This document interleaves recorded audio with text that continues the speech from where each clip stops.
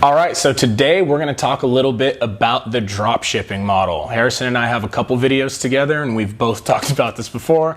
Between us both, we've ran a few different e-commerce businesses using a few different kinds of e-commerce models, and know a little bit more than the average dropshipper or Amazon seller or any type of e-commerce store owner about each, having spent time in manufacturing hubs like China and growing up in the West and learning how to sell to both markets. So let's get into it. Much like Amazon, dropshipping has seen better days. I always hate to say that it's impossible to do anything. You definitely still can launch a dropshipping store and make some money. You know, you can definitely still generate profit. You can generate revenue with the dropshipping model, but it still is not my favorite, especially for beginner entrepreneurs, because it has become increasingly difficult.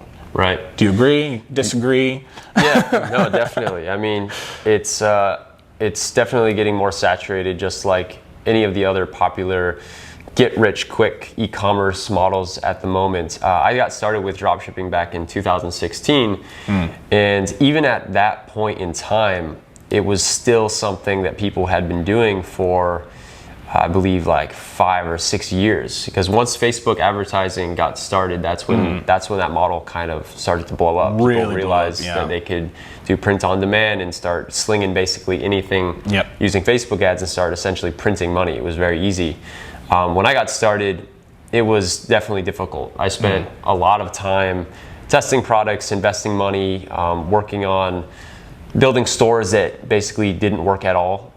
And I consider myself one of the lucky people who actually found a product that started to work, and I had some consistency there. Right. But when I say consistency, it was still very volatile, up and down every month.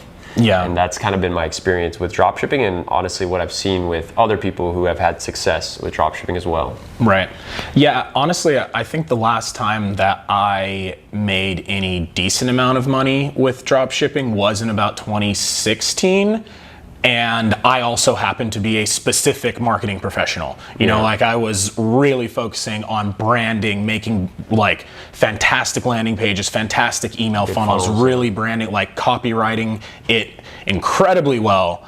And that's a really unfair advantage that I have against a beginner. So even then, that's one of the only reasons why it still worked for me then. Yeah. So even earlier than you, I think back in about 2012, I was drop shipping some things like directly on eBay and marketplaces like that, where it was like, dang, back then you could even just go ahead and do that before they updated their policies, and it more or less just became impossible to do stuff like that anymore. Yeah.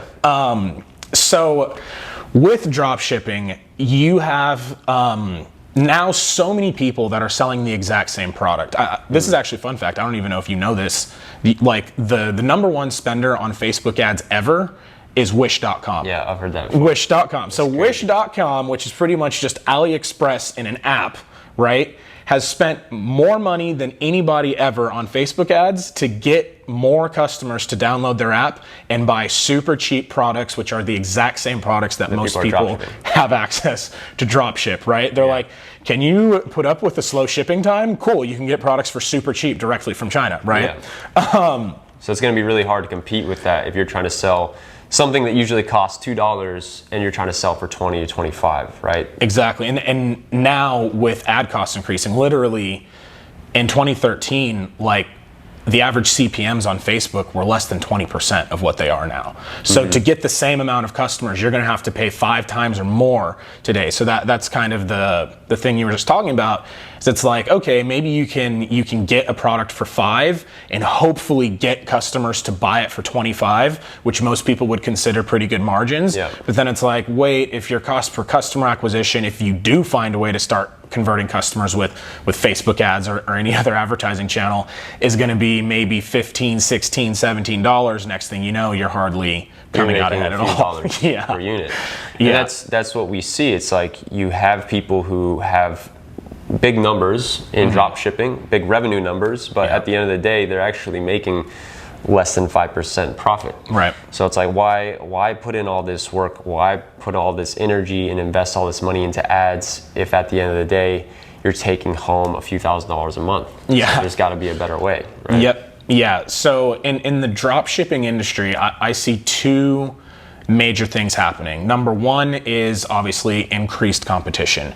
Now, I mean, especially with people like Gary Vee, we have so many new people that are championing entrepreneurship, which is good. You know, I love seeing the world becoming more entrepreneurial, but drop shipping is constantly marketed as, oh, it's easy, it's low risk, you can get rich overnight. Yeah, you can make money fast. You don't have to stock inventory. You just start selling, Low right? effort, anybody can do it. Yeah, or people say, oh, I'm going to build done for you business, and it's like, build for you. Yeah, if they can build a business for you, why wouldn't they just build it for themselves? Yeah.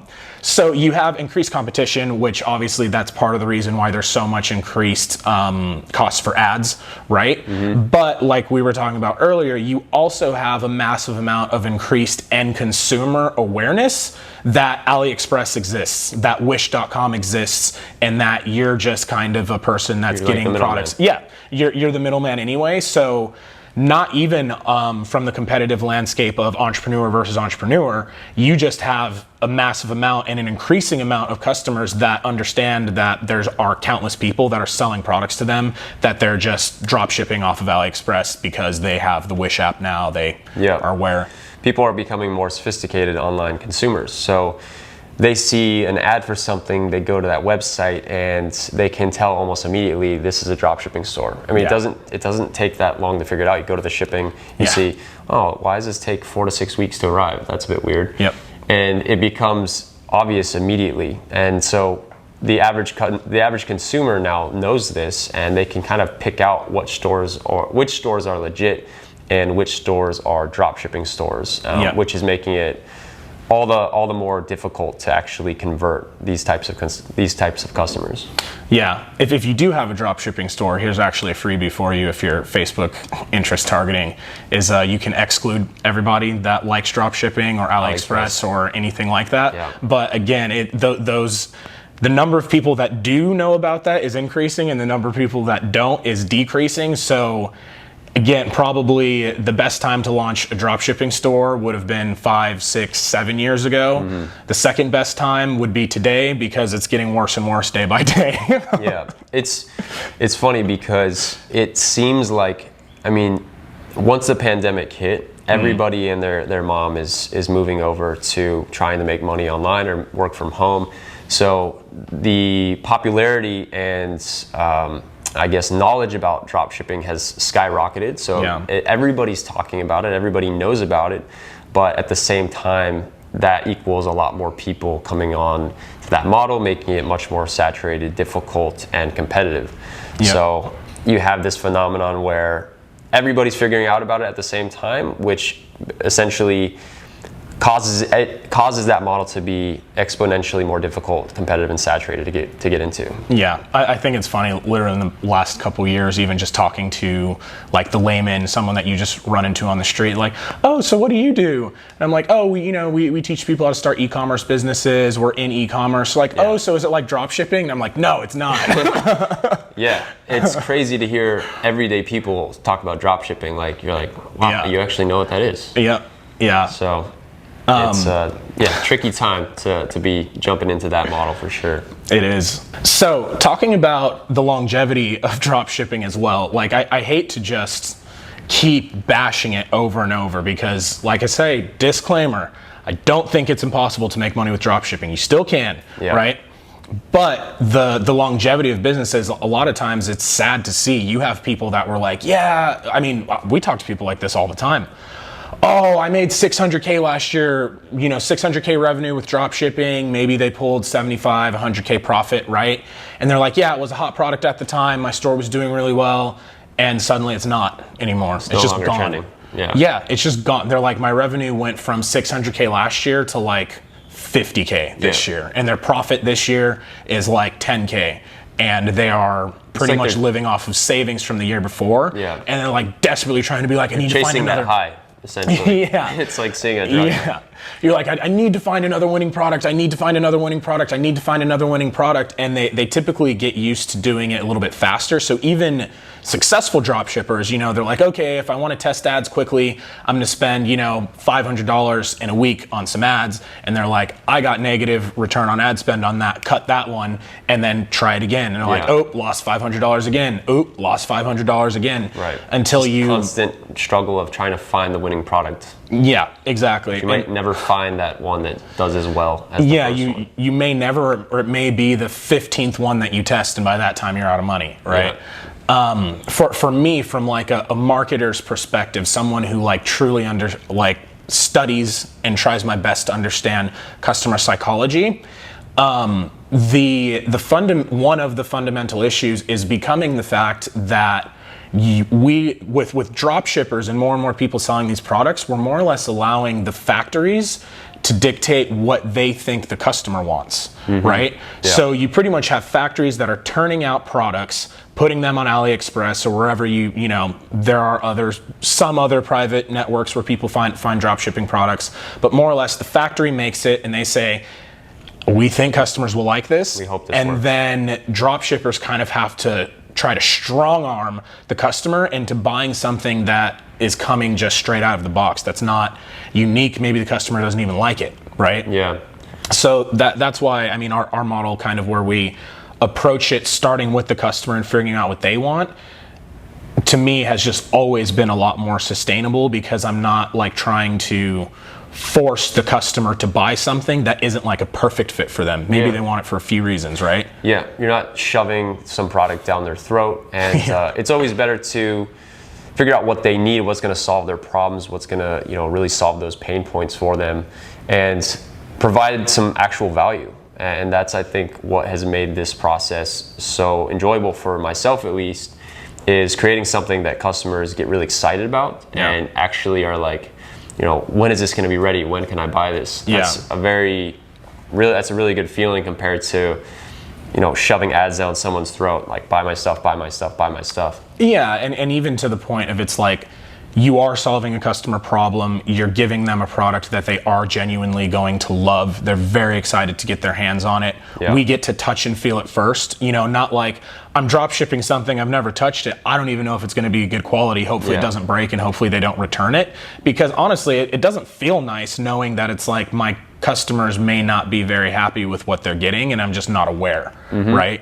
So it's like, at least we know that our customer satisfaction is going to be high because we're making them exactly what they want and we're ensuring that it's going to be high quality and deliver on its product promises, which that makes us feel better, but also it just naturally is good for business. Low return rate, we set up better fulfillment, it's faster shipping times, just much higher customer satisfaction, repeat purchases, lifetime value. You're building a legit business. One's a legit business, one is not. It's as simple as that.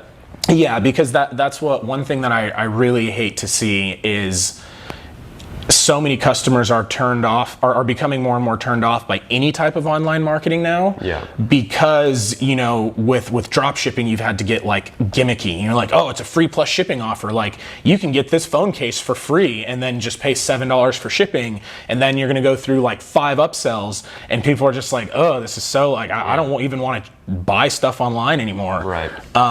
Which honestly, I think that's why a lot of the way that we market stuff is a breath of fresh air to the customers. Why they become so often like so happy when they come across one of our members' websites or like your stuff. They're like, oh wow, like this is something that I want, and they're not offering me like some free plus shipping. There's no timer on the checkout page. No gimmick. I'm buying it and we're getting high conversions because it's something that they want, not because of some psychological trick that I'm using fake scarcity, having a plugin on my site that says, oh, this person just bought it, where it's just a lie.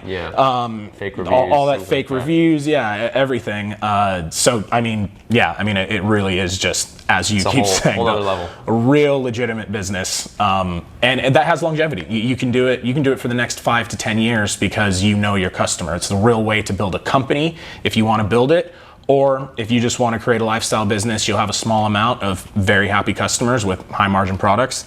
It's pretty good way to go. Yeah. If you are a new entrepreneur that's looking to launch an e-commerce business today, go to ecaccelerate.com to sign up for a free email course that will show you exactly how we launch original products from scratch using our low risk model.